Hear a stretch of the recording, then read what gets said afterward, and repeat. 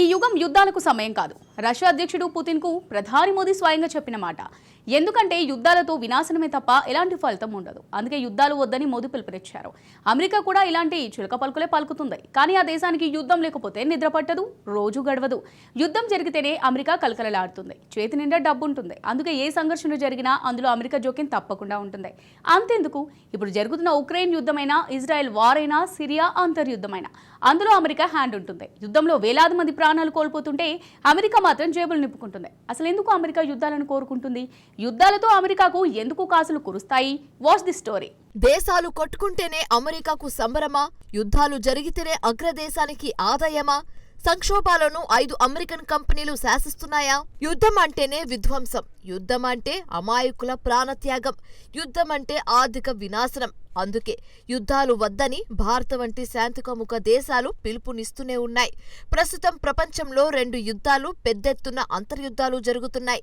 Ukraine, Israel యుద్ధాలతో పాటు ప్రస్తుతం సిరియాను వణికిస్తున్న అంతర్యుద్ధంలోనూ ఓ common point ఉంది. అదేమిటో తెలుసా? అగ్రదేశం అమెరికా జోక్యం. ఆ దేశానికి చెందిన మిలిటరీ, పారిశ్రామిక సముదాయాలు ప్రపంచంలోనే అత్యధికంగా ఆయుధాలను ఎగుమతి చేసే దేశాల్లో అమెరికా టాప్లో ఉంటుంది. అగ్రదేశం ఆయుధాలు, యుద్ధాలను కొనసాగించడమే కాదు, సంఘర్షణలను మరింత దారుణంగా మార్చడంలో కూడా వాటి పాత్ర ఉంటుంది. ఈ యుద్ధాలే పెద్దెత్తున దేశం జేబుల్లో కాసులను కురిపిస్తున్నాయి. ప్రపంచవ్యాప్తంగా నెలకొన్న సంఘర్షణలతో అమెరికా రక్షణ పరిశ్రమ మరింతగా అభివృద్ధి చెందుతోంది. విధ్వంసాలు, మరణ మృదంగాలు, అర్తనాదాలతో ఆ పరిశ్రమ లాభాలను ఆర్జిస్తోంది.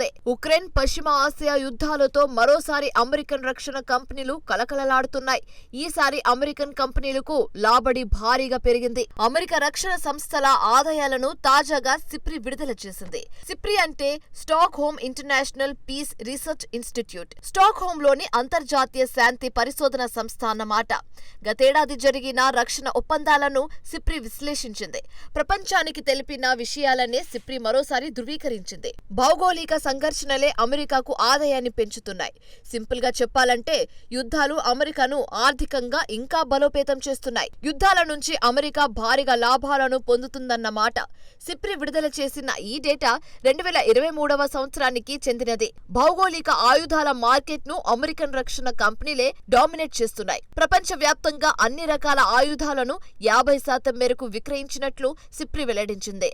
అగ్రదేశానికి చెందిన రక్షణ కంపెనీలు చేసుకున్న ఒప్పందాల విలువ ఎంత? 31,700 కోట్ల డాలర్లు. మన కరెన్సీలో చెప్పాలంటే సుమారు 27 లక్షల కోట్ల రూపాయలన్నమాట.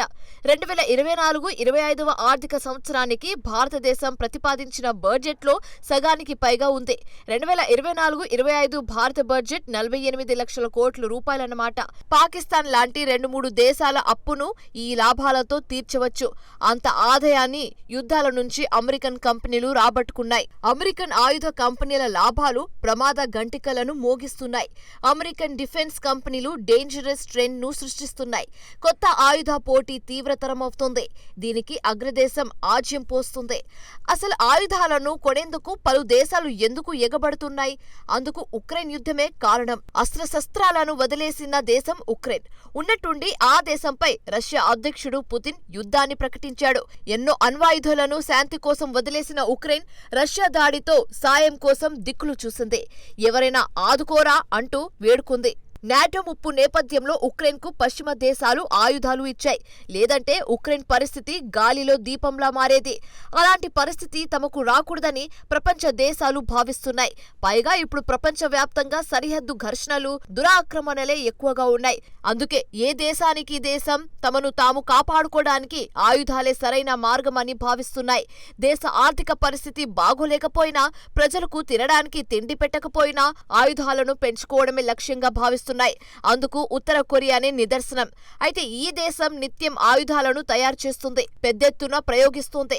నిజానికి ఆయుధాలు అనేవి సంక్షోభాలను తెరదించవు, స్థిరత్వాన్ని ఏమాత్రం కల్పించవు. యుద్ధాలను ఆయుధాలు మరింత తీవ్రతరం చేస్తాయి. ప్రపంచవ్యాప్తంగా ఉన్న టాప్ ఆయుధ సప్లయర్లలో 41 కంపెనీలు అమెరికాలోనే ఉన్నాయి. అయితే ఈ కంపెనీలు గతేడాది సగం ఆయుధాలను విక్రయించినట్లు సిప్రి తేల్చింది. ప్రపంచంలోనే అత్యధికంగా ఆయుధాలను తయారు చేసే 5 టాప్ కంపెనీలు అమెరికాకు చెందినవే ఉన్నాయి. Lockheed Martin, RTX, Northrop Grumman, Boeing, General Dynamics సంస్థలు ప్రపంచంలోనే ఎక్కువ ఆయుధాలను ఉత్పత్తి చేస్తాయి. ప్రపంచవ్యాప్తంగా గతేడాది విక్రయించిన మొత్తం ఆయుధాల్లో 31% ఈ 5 రక్షణ కంపెనీలవే ఉన్నాయి. ఈ 5 కంపెనీల విక్రయాలు ఎలాంటి సంకేతాలు ఇస్తున్నాయి అంటే 2 ఆశలు ఉన్నాయి. భౌగోళిక సంఘర్షణలను ఈ 5 అమెరికన్ కంపెనీలే శాసిస్తున్నాయి. ఈ కంపెనీలే పెద్దన్న దేశాన్ని శక్తివంతంగా మారుస్తున్నాయి. భౌగోళిక యుద్ధాల్లో వాషింగ్టన్ ప్రభావాన్ని ఆ కంపెనీలు పెంచుతున్నాయి. ఈ కంపెనీలకు అమెరికా ప్రభుత్వాలు, అధ్యక్షులు పెద్దెత్తున మద్దతు పలుకుతున్నారు. ఒకసారి బైడెన్ పాలనను చూడండి. బైడెన్ హయాంలో మిత్ర దేశాలతో $10,000 కోట్ల రక్షణ ఒప్పందాలను అమెరికా కుదుర్చుకుంది. బైడెన్ ప్రభుత్వం కుదుర్చుకున్న ఈ డీల్స్, కాంట్రాక్టులు 4 కంపెనీలకు సహాయపడుతున్నాయి. Lockheed Martin, Boeing, Raytheon, General Dynamics కంపెనీలకు పెద్దెత్తున డీల్స్ కుదుర్చుకున్నాయి. ఈ 4 కంపెనీలు ఉత్పత్తి చేసిన ఆయుధాల్లో ప్రపంచానికి 58% అమెరికా విక్రయించింది. ఆయుధాలను తయారు చేసే ఈ చిన్న సమూహమే అపారమైన శక్తిని కలిగి ఉన్నాయి. ఈ కంపెనీలు భౌగోళిక ఆయుధ వాణిజ్యాన్ని శాసిస్తున్నాయి. వచ్చే యుద్ధాలను కూడా అవే ప్రభావితం చేస్తున్నాయి. అవకాశం దొరికిన ప్రతి చోట శాంతిని స్థాపించాలని అమెరికా పిలుపునిస్తోంది. అదే సమయంలో యుద్ధాలకు ఆయుధాలను ఇస్తూ రక్షణ కంపెనీలకు దున్నుగా నిలుస్తుంది. ఇదే అగ్రదేశం దారుణమైన వాణిజ్యం నమూనా. మరిన్ని సంఘర్షణలు, మరిన్ని ఆయుధాల విక్రయాలు, ఇదే అమెరికా నినాదంగా మారింది. గతేడాది ప్రపంచవ్యాప్తంగా ఆయుధ వాణిజ్యం $60,000 కోట్ల చేరుకుంది. 2022తో పోలిస్తే ఆయుధ విక్రయాలు 5% పెరిగాయి. ప్రపంచవ్యాప్తంగా ఆయా దేశాలు మిలిటరీ బడ్జెట్లు కూడా రికార్డ్ స్థాయికి చేరుకున్నాయి. భౌగోళిక గతేడాది మిలిటరీ బడ్జెట్లు $2,40,000 కోట్ల అధిగమించాయి. గతేడాది సంవత్సరాల్లో 2023లో పెరిగినంతగా మిలిటరీ బడ్జెట్లు ఎప్పుడు పెరగలేదు. యుద్ధాల్లో ఓడేదెవరో గెలిచేదెవరో తెలియదు. అసలు ఆధునిక యుద్ధాల్లో విధ్వంసమే తప్ప విజయం అనేది ఉండదు. కానీ యుద్ధాల్లో విజేతలు అమెరికన్ కంపెనీలు మాత్రమే అని చెప్పవచ్చు. వాటి సంపదను మరింత పోగు చేసుకుంటున్నాయి, కొత్త కస్టమర్లను ఆకట్టుకుంటున్నాయి. అందుకు ప్రత్యక్ష ఉదాహరణ భారతదేశమే. ప్రపంచంలోనే అత్యధికంగా ఆయుధాలను కొనుగోలు చేసే దేశం భారతే. కొన్ని దశాబ్దాలుగా భారత్కు ఎక్కువగా ఆయుధాలను సరఫరా చేసింది రష్యానే. ఇప్పుడు ఆ దేశం యుద్ధంలో చిక్కుకుంది.